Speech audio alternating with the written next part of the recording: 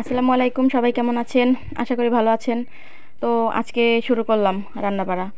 আগে মশলাটা বেটে তারপরে প্রথমে আমি আজকে করব, আমার একটা সুন্দর একটা মেনু আছে, মানে আমার বিড়ালটার নাম রাখছি মিনু।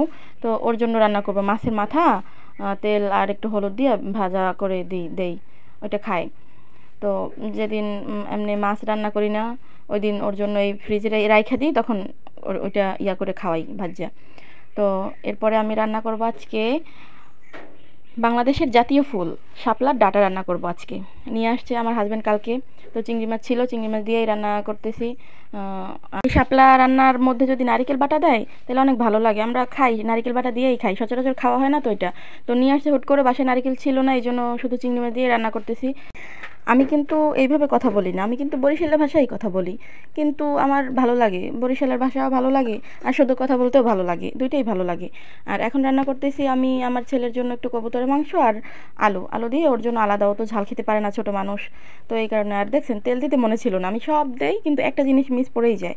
একদিন তেল ছাড়া খিচুড়ি রাঁধছিলাম, খাইতে যা বাজে লাগছিল, ছেলে তো খেতেই চায় নাই। আমি বলি খাই না কেন, খাই না কেন। আব্বু শোনো শোনো, মাম্মাদ শোনো, সোনা পাখি গো, আমার লক্ষ্মী পাখি গো, আমার সোনা পাখি গো।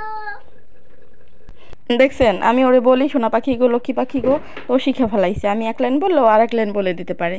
তো এখন শাপলা রান্না হয়ে গেছে, এখন আর একটা পাত্রে ঢেলে রাখবো, কারণ এত পাতিল হাঁড়ি প্লেট এগুলো ধুইতে ধুইতে আর ভালো লাগে না, এই জন্য যত সংক্ষেপ পারি তত সংক্ষেপ করি।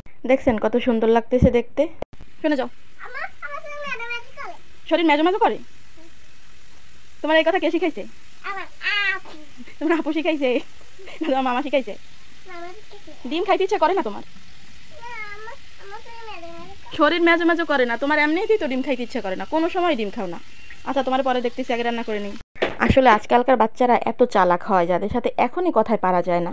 একটা বললে তো উল্টা উল্টে আরেকটা বলে দিতে পারে। বলবো এটা খাও না কেন, বলবে আমার পেটে ব্যথা করে, আমার শরীরটা ভালো লাগে না, আমার শরীরটা ম্যাজ ম্যাজ করে, এই সমস্ত কথা বলবে বুড়া পাকনাদের মতো।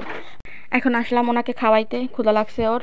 তো মাংস নিলাম, আলু নিলাম, আর ওর খুব রান পছন্দ, রানটা দিলাম, পেয়ে তো সে মহা খুশি। ভাত মাছ হাবি যাবি খাক আর না খাক, মাংসের রানটা খুবই পছন্দ, হাতে নিয়ে নিয়ে খাইতে খুব ভাল লাগে ওর। তো ওনার ভাত খেতে খেতে সময় লাগে 1-1.5 ঘন্টা, আর এর মধ্যে আমাদের মিনুও চলে আসছে খাওয়ার জন্য। অবশেষে আমাদের মা ও ছেলেকে যদি ভালো লেগে থাকে তাইলে লাইক এবং সাবস্ক্রাইব করে পাশে থাকবেন, বা আমাদেরকে কেমন লাগে সেটা কমেন্ট করেও জানাতে পারেন। ধন্যবাদ, আল্লাহ হাফেজ, সবাই ভালো থাকবেন।